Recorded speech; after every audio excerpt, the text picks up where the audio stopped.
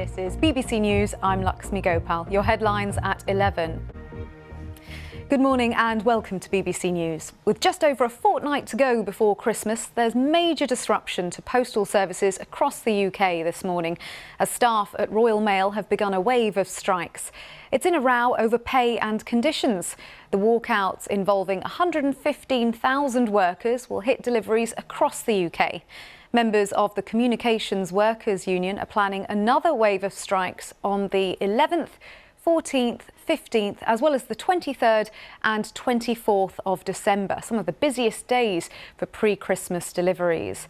The Royal Mail brought forward the final deadline for deliveries, with the last day for second-class post now Monday the 12th of December, and for first-class post the deadline is next Friday the 16th of December.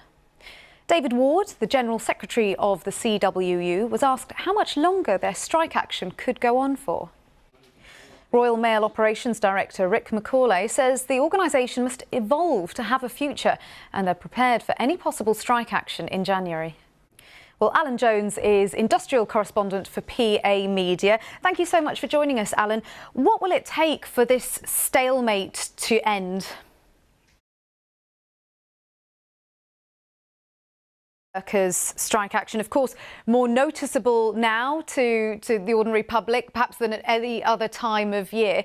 There's already a backlog of post. What can people expect to see in terms of the knock-on effect to their post in the long term?